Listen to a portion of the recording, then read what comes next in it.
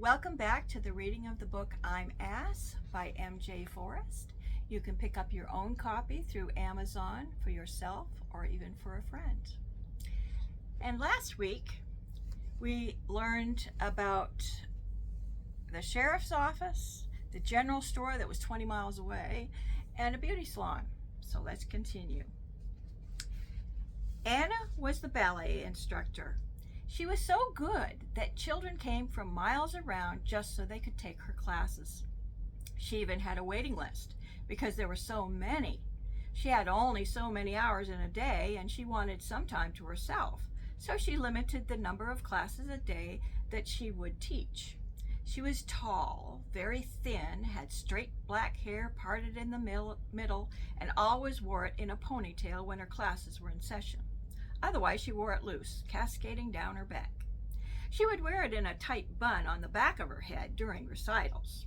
She wore pink leotards that seemed to emphasize her thinness. When she wasn't teaching, she wore pencil-thin skirts and tight-fitting tank tops with flat black shoes. She was always saying how fat she was, even though you could almost see her whole bone structure. She seemed just to glide along when she walked, and had a high, soft voice. Donkey could watch her through the large picture window in the front of the studio when she taught all the children. He could see that she was very limber and very strict. He thought that must make her a good teacher to be that way.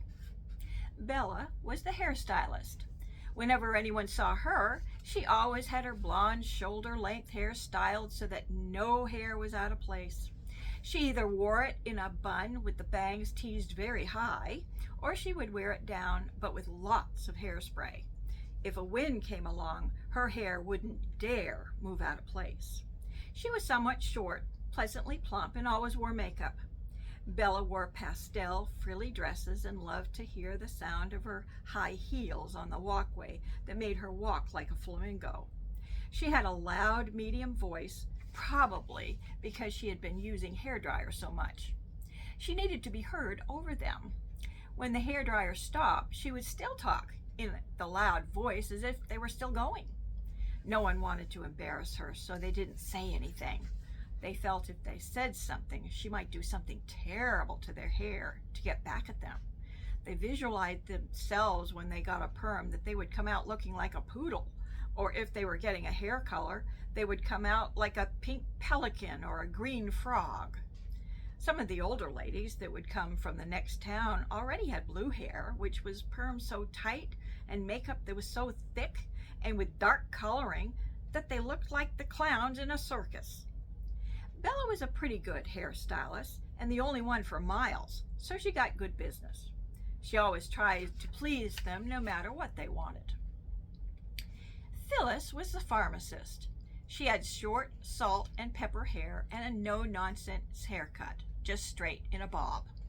Bella was always trying to give Phyllis a perm whenever she came in for a haircut, but she always turned her down. She didn't want her hair to come out like some of those blue-haired clown poodles. She didn't wear any makeup, just a moisturizer that was put on faithfully after she only washed her face. She always wore a white coat over her dark dresses and brown shoes no matter where she went, except for that one time that she had been talked into going to church. Her business was open 7 days a week, and when she had closed it for that one Sunday, she had gone to church. There had been an emergency and she hadn't been available. She made it a point not to be closed again. She regretted that one Sunday, for it had made Anna hate her for being closed when she had needed it the most. Anna had fallen, cut her face, and had to go several miles away to get it stitched, which left a terrible scar. Anna said that if Phyllis had been there, she wouldn't have a scar today. Anna said that Phyllis was more than a pharmacist. She was a doctor, just unlicensed, and could heal anything. Phyllis walked with a purpose, finding items on the shelves for her customers, and always held her head high while walking home. She was medium height and medium weight, and always had a lazy smile for everyone, as though she was a child with a favorite ice cream after a very wild, long, and busy day way past his bedtime. And with that, I'll leave you And we'll pick up next week where we left off. And I hope this reading will help at least one person out there. And thank you for listening. And again, I'll see you next week.